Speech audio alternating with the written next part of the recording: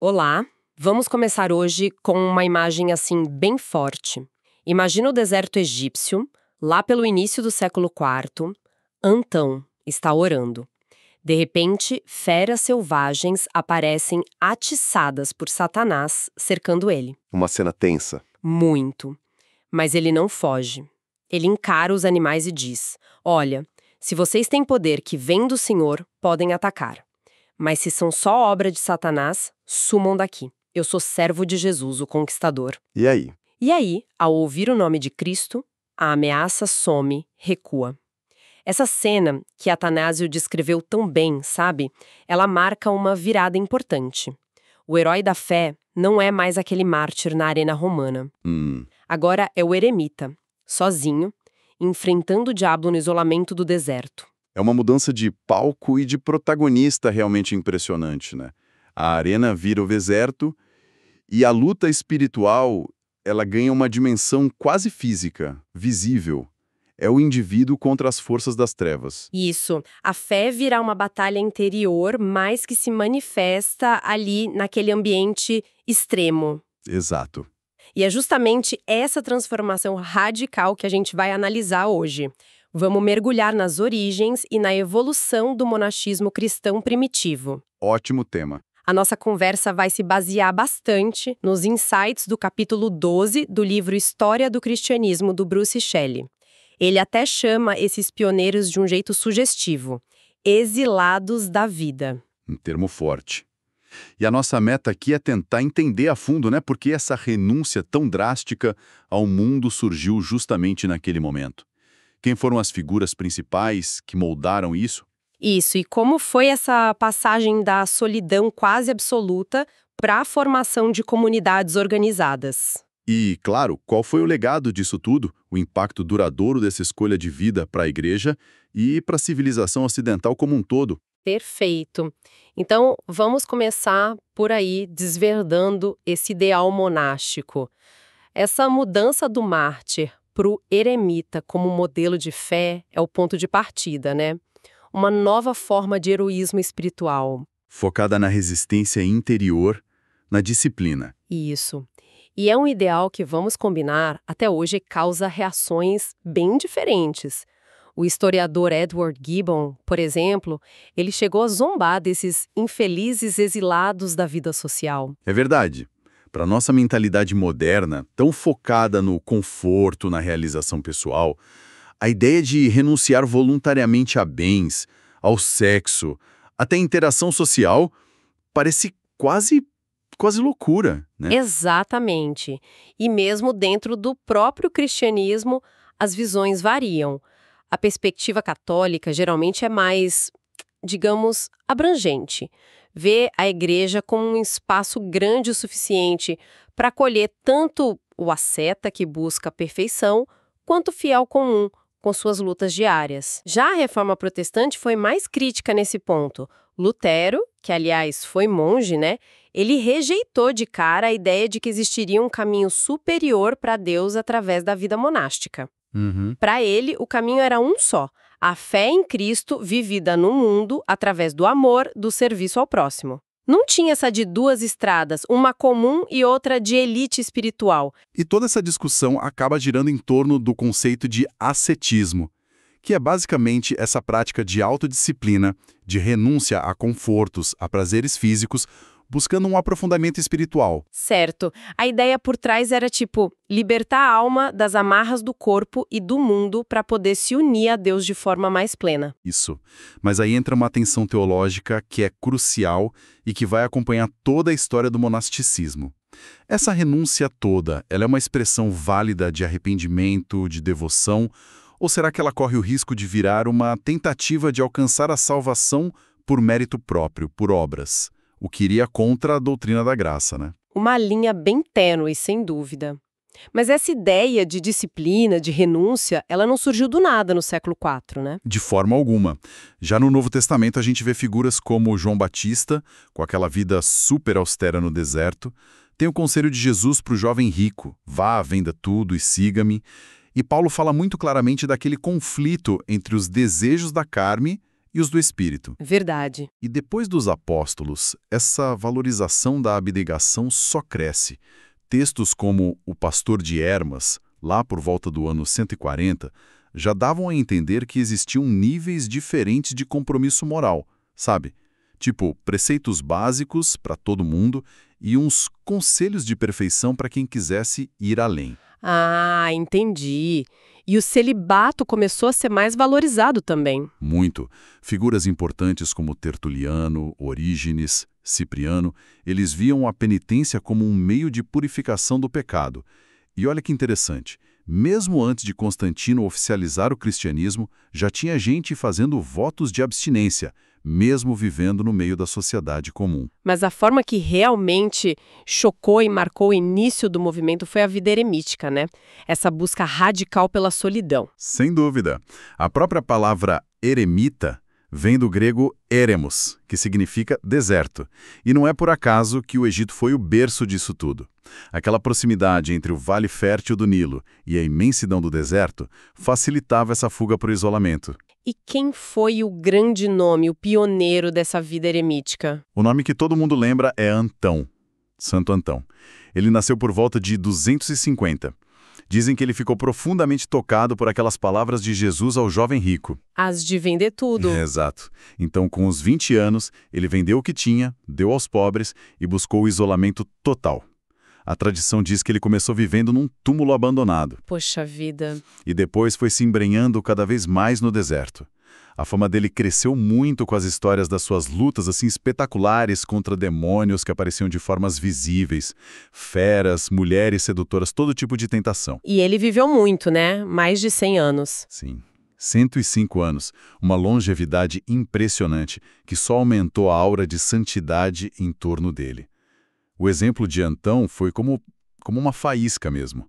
Atanágio, que escreveu a biografia dele, descreve que o deserto de repente se povoou de monges. Nossa! Ele diz que sinais da presença de ascetas solitários dominam a terra de extremidade a extremidade. Foi um movimento que contagiou muita gente. E o que é fascinante, e talvez seja a chave para a gente entender o porquê disso acontecer naquele momento, é a coincidência histórica, né? Exatamente. Esse florescimento do ascetismo radical acontece justo quando o cristianismo, depois da conversão do imperador Constantino, começa a virar a religião da moda, vamos dizer assim. Começa a atrair multidões. A igreja, que antes era uma comunidade de gente muito convicta, disposta a morrer pela fé, de repente vê suas fileiras incharem com pessoas talvez menos comprometidas, pagãos meio convertidos. Então, essa fuga para o deserto não era só uma fuga do mundo pagão lá fora, mas talvez também uma reação a uma certa mundinização da própria igreja. Um tipo de protesto silencioso contra a perda de fervor. Precisamente. Existem relatos da época como os de Gregório de Nazianzo, que se queixava abertamente da corrupção, da busca por poder dentro da hierarquia da igreja. Para muitos desses primeiros eremitas, o deserto era a busca por uma pureza que eles achavam que estava se perdendo. Uma relação direta com Deus, sem os intermediários e as estruturas que, na visão deles, estavam se corrompendo. Era uma fuga do mundo na igreja, então. Perfeito? Essa é a expressão. Mas essa busca tão individualista, sem muitos filtros, também devia ter seus perigos, imagino eu. A solidão extrema pode levar a pessoa para uns caminhos meio estranhos, né? Com certeza. O isolamento radical abria espaço para tentações internas muito sutis. O orgulho espiritual, sabe? Aquela competição velada entre os eremitas para ver quem era mais austero, quem sofria mais. E isso levou a comportamentos cada vez mais excêntricos. Tipo o quê? Temos relatos, principalmente do Egito e da Síria, de monges que passavam anos sem tomar banho, que comiam grama como se fossem animais, ou que viviam em cima de árvores ou em cavernas minúsculas. Coisas bem extremas. Nossa, e o caso do Simeão Estilita, esse é talvez o mais bizarro e famoso, né? Sim, Simeão, o Estilita, o do Pilar. Incomodado com as multidões que iam procurá-lo buscando conselhos ou milagres, ele decidiu viver no topo de uma coluna e ficou lá por mais de 30 anos. 30 anos! No topo de uma coluna, como assim? Pois é, recebia comida por um cesto que subiam para ele, pregava de lá de cima e, dizem as histórias, converteu milhares de pessoas assim. Hoje parece inacreditável, mas mostra a que ponto chegava essa busca por separação e por uma forma extrema de devoção. É, difícil de imaginar mesmo. Mas essa fase do individualismo extremo, ela começou a mostrar seus limites. Lá por volta de 321, um ex-soldado egípcio chamado Pacômio, que também tinha tido sua experiência como eremita, percebeu que essa solidão radical não era para todo mundo e trazia muitos perigos. Ele viu os problemas na prática, então. Exato. E ele teve a ideia, a visão, de organizar a vida monástica de uma forma comunitária. Ele foi o pioneiro do que a gente chama de monasticismo cenobítico, vem do grego koinos bios, que significa vida comum. Ah, cenobítico, vida comum, entendi. Então, da solidão total para uma vida espiritual compartilhada. E como funcionava essa vida comum, organizada pelo Pacômio? Pacômio criou o primeiro mosteiro cristão, com regras bem definidas, sabe? Os monges viviam sob o mesmo teto, comiam juntos, trabalhavam juntos e adoravam a Deus em horários fixos. Tinha uma rotina estabelecida. Sim, e o trabalho manual era obrigatório para todo mundo. Era visto como forma de disciplina, de sustento e também para combater a ociosidade, que eles viam como uma porta aberta para a tentação. Tinha uniforme simples, uma disciplina rigorosa, mas tudo dentro de um sistema de apoio mútuo. Faz sentido. Pacômio acreditava que, para salvar almas, é preciso uni-las. Ele oferecia estrutura e uma certa moderação comparado ao eremitismo radical. E essa vida comunitária tornou o ideal monástico mais acessível, inclusive para as mulheres, que também começaram a formar suas próprias comunidades seguindo esse modelo. E esse modelo pegou, fez sucesso fora do Egito. Muito sucesso. A ideia da vida monástica comunitária, com regras, se mostrou mais sustentável e adaptável. Do Egito, se espalhou para a Palestina, para a Síria, Ásia Menor e, com o tempo, chegou na Europa Ocidental. Interessante. Na Ásia Menor, por exemplo, figuras teológicas importantíssimas como Basílio de Cesareia, Gregório de Nazianzo e Gregório de Nissa, os grandes defensores da fé de Nicéia, eles abraçaram e promoveram o monastismo cenobítico. A regra de Basílio, escrita lá por 379, se tornou a base para o monastismo na Igreja Ortodoxa grega e é super influente até hoje. Então, nos séculos IV e V, o monasticismo, tanto eremítico quanto esse comunitário, o cenobítico, virou um fenômeno de massa dentro do império que agora era cristão. Exatamente. Com o fim das perseguições, muita gente passou a ver a vida monástica como um novo martírio, uma forma de heroísmo espiritual, de entrega total a Deus. Não era mais enfrentar as feras na arena, mas sim enfrentar as tentações no dia a dia através de uma disciplina muito rigorosa e da imitação ascética de Cristo. É nesse contexto que surgem aqueles famosos 3 votos monásticos, certo? Pobreza, castidade e obediência. Qual era a lógica por trás deles? Isso mesmo.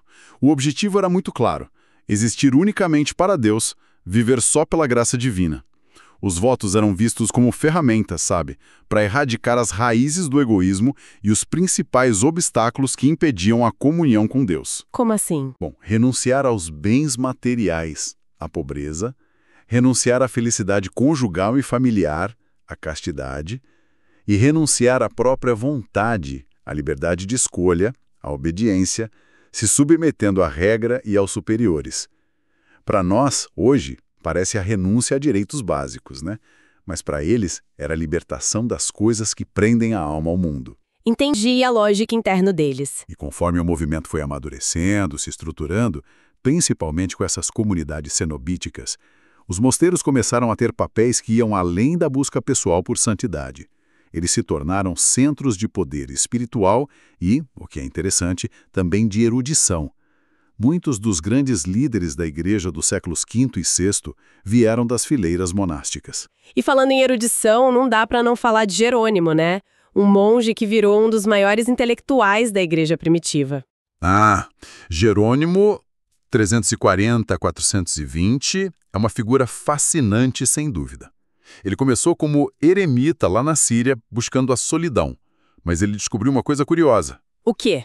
que o estudo intenso, principalmente de línguas difíceis como o hebraico, era uma disciplina mental excelente para combater as tentações, inclusive as sexuais. Era um jeito de ocupar a mente. Mais tarde ele foi para Roma, se tornou um mestre espiritual e bíblico super influente, ligado ao Papa Dámaso e a mulheres da aristocracia romana. Mas ele não ficou em Roma para sempre, ficou? Acho que ele voltou para a vida monástica mais reclusa. Exato. A política, as intrigas de Roma, que ele chegou a chamar de Babilônia, o desgastaram muito. Ele acabou se retirando para um mosteiro em Belém. E foi lá que ele realizou a grande obra da vida dele. A Vulgata. Exatamente. A tradução completa da Bíblia, direto dos originais em hebraico e grego, para o latim, que era a língua comum do Ocidente na época. O resultado foi a Vulgata, que se tornou a versão padrão da Bíblia na Igreja Católica por mais de 1000 anos. Um legado intelectual e espiritual gigantesco, que nasceu ali, naquele ambiente monástico. Impressionante. E como foi que essas ideias e práticas monásticas chegaram e se firmaram aqui no Ocidente? Foi um processo gradual. O Atanásio, aquele biógrafo do Antão, teve um papel importante nisso.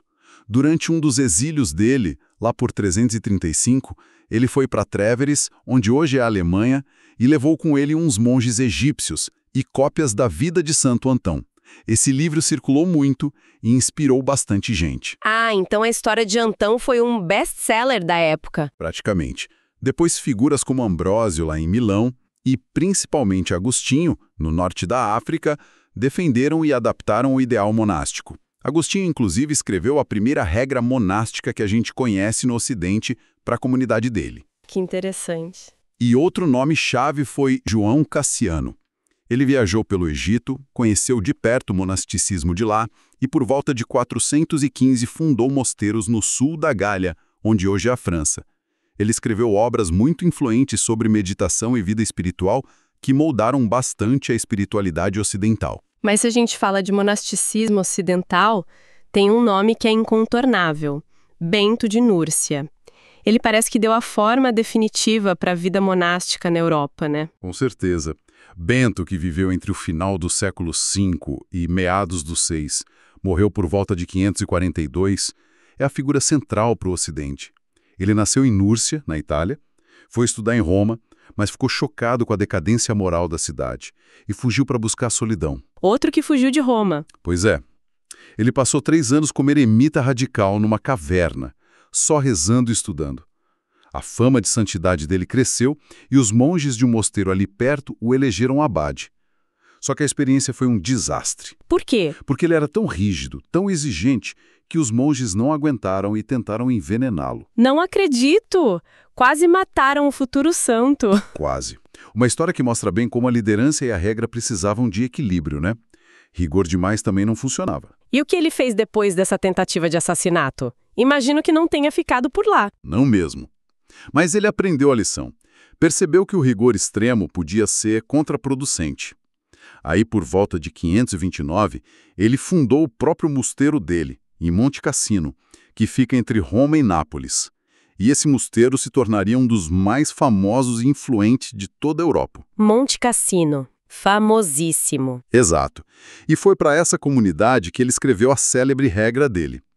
O Bento talvez não fosse um erudito brilhante como Jerônimo, mas ele tinha aquele gênio prático romano para a organização, sabe? E um entendimento profundo da natureza humana. A regra dele, claro, se baseou em fontes anteriores, como a regra do mestre, os escritos de Cassiano, mas o diferencial foi a moderação, o equilíbrio e o bom senso. E o que caracterizava essa regra beneditina?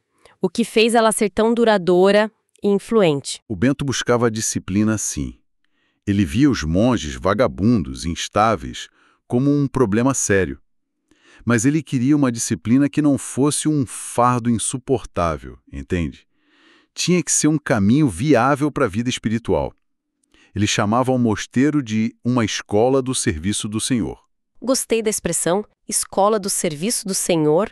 Tinha um período de prova de 1 ano, noviciado, antes dos votos definitivos de pobreza, castidade e obediência, que incluía obediência à regra e ao abade. O abade era eleito vitaliciamente pelos monges e tinha uma autoridade quase absoluta.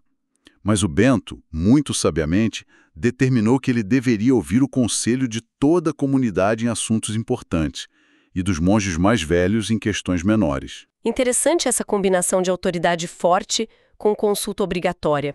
E como era o dia a dia? A regra visava a autossuficiência do mosteiro. Tudo o que fosse necessário, comida, roupas, ferramentas, deveria, na medida do possível, ser produzido ali dentro. Sair dos muros era visto como algo espiritualmente perigoso. E o ritmo da vida era marcado por aquele lema famoso que, embora não esteja escrito na regra com essas palavras, resume bem o espírito. Ora, elabora. Oração e trabalho. Fale um pouco mais sobre esse equilíbrio. A oração, o Opus Dei, a obra de Deus, era o coração da vida monástica. Consistia em 7 momentos de oração comunitária durante o dia e uma vigília longa durante a noite, lá pelas 2 da manhã. O foco era principalmente na recitação dos salmos. E o trabalho? O trabalho, o labora, era igualmente essencial. Bento foi muito claro nisso. O ócio é inimigo da alma. Ele valorizou tanto o trabalho manual na agricultura, nas oficinas do mosteiro, quanto o trabalho intelectual, que era a leitura e a cópia de manuscritos religiosos. A proporção entre os 2 tipos de trabalho variava com a estação do ano, com as necessidades da comunidade. Era uma vida exigente, sim, mas equilibrada, que buscava santificar todas as horas do dia. E o impacto cultural disso foi gigantesco, né? Especialmente pensando na Idade Média. Absolutamente gigantesco. Numa época de muita fragmentação política, de declínio cultural depois da queda do Império Romano do Ocidente, os mosteiros beneditinos se tornaram verdadeiras ilhas de estabilidade e aprendizado. Suas bibliotecas e o trabalho paciente dos monges copistas foram cruciais, fundamentais mesmo, para preservar não só os textos bíblicos e os escritos dos pais da Igreja, mas também muitas obras clássicas da literatura latina pagã que talvez tivessem se perdido para sempre. Nossa, que responsabilidade. E a regra de Bento, com essa adaptabilidade, essa moderação, se espalhou como fogo pela Europa Ocidental. Virou a espinha dorsal do monasticismo por séculos e séculos. Olhando para trás agora, depois de percorrer essa história toda, desde os eremitas mais radicais até a ordem beneditina tão organizada, como a gente pode avaliar o legado do monasticismo? Quais foram os grandes serviços prestados e quais as críticas que a gente pode fazer? É uma avaliação complexa, né? Precisa ter nuances. Por um lado, os serviços prestados à civilização ocidental, especialmente durante a chamada Idade das Trevas e a Idade Média, são inegáveis. Os mosteiros foram guardiões da fé cristã e da cultura clássica. Ponto. Certo. Serviram como refúgios seguros em tempos de guerra, de instabilidade. Ofereciam locais para estudo, para oração, para descanso. Foram centros agrícolas inovadores e, muito importante, foram a principal força missionária que levou o cristianismo para os povos chamados bárbaros da Europa. E também tinham aquele papel de lembrar as pessoas sobre as coisas do espírito, né? Exato. Talvez o mais importante. Foram um lembrete constante para sociedades muitas vezes brutais e materialistas de que nem só de pão vive o homem. Apontavam para realidades espirituais. Isso cobre os pontos positivos. Mas e as falhas? Os problemas que surgiram nesse movimento? Também existiram, claro, e foram apontados ao longo da história. Apesar do voto de pobreza individual dos monges, muitas ordens e mosteiros acabaram acumulando vastas riquezas, terras, tornaram-se grandes potências econômicas e políticas, o que gerava contradições óbvias e muitas críticas. A questão da riqueza sempre volta, né? Além disso, a disciplina inicial, o rigor, tendia a relaxar com o tempo. Isso levava a ciclos de decadência e reforma, com o surgimento de novas ordens tentando voltar ao fervor original. E tem talvez a crítica teológica e prática mais profunda. Qual seria? A ideia de que a vida cristã mais perfeita exigia essa separação do mundo comum, das relações sociais normais, do casamento, da família. Isso acabou criando uma visão um pouco artificial, talvez dualista da existência, separando o sagrado do secular de uma forma que nem sempre encontra um respaldo tão direto na visão bíblica da criação ou da encarnação. Essa visão dualista, de opor alma boa e corpo mundo ruim. Algo por aí. Embora tenha sido muito influente, ela difere um pouco da perspectiva bíblica mais integrada do ser humano. Mas, olha, é fundamental ter perspectiva histórica aqui. Essas falhas que hoje parecem claras para nós não eram tão óbvias para as pessoas daquela época. Temos que entender o contexto deles. Exatamente. Num contexto de um Império Romano desmoronando, de uma Idade Média turbulenta para muita gente, o monasticismo parecia sim a forma mais autêntica, mais segura e mais elevada de viver a fé cristã. Não dá para subestimar o imenso serviço que prestaram, mesmo reconhecendo as ambiguidades e os problemas que existiram. Faz todo sentido. É preciso entender o contexto para não cair em julgamentos fáceis, né? Foi uma exploração fascinante mesmo, desde a radicalidade solitária de um Antão, passando pela organização comunitária de Pacômio, a erudição de Jerônimo, até chegar nessa regra tão equilibrada e duradoura de Bento, que moldou não só a espiritualidade, mas a própria cultura ocidental. Vimos as motivações profundas, a busca por Deus, a reação à corrupção, o desejo de imitar Cristo. E o impacto imenso, sem deixar de lado as críticas e as tensões que são inerentes a um caminho tão extremo, né? Exato. E talvez essa origem do monasticismo como uma reação forte à percepção de que a igreja estava se tornando mundana demais depois de Constantino, talvez isso nos deixe com uma provocação final para a gente pensar um pouco. Qual seria? Isso nos convida a refletir. Como é que as formas de expressar um compromisso religioso profundo, radical até, se transformam ao longo do tempo? Muitas vezes em resposta direta às mudanças culturais e institucionais da época, né? Interessante. E aí, olhando para hoje, que paralelos ou que contrastes a gente pode traçar com as buscas contemporâneas por uma vida espiritual mais autêntica, mais dedicada? Buscas que às vezes também acontecem em meio à margem ou em críticas às estruturas religiosas mais convencionais. Fica a pergunta. Uma pergunta excelente para a gente levar e continuar pensando. E com essa reflexão a gente encerra a nossa análise de hoje. Foi ótimo conversar sobre isso. Igualmente. Sempre bom explorar esses temas. Nos encontramos novamente na semana que vem para mais uma conversa aprofundada. Combinado. Até lá. Que Deus abençoe a todos nós.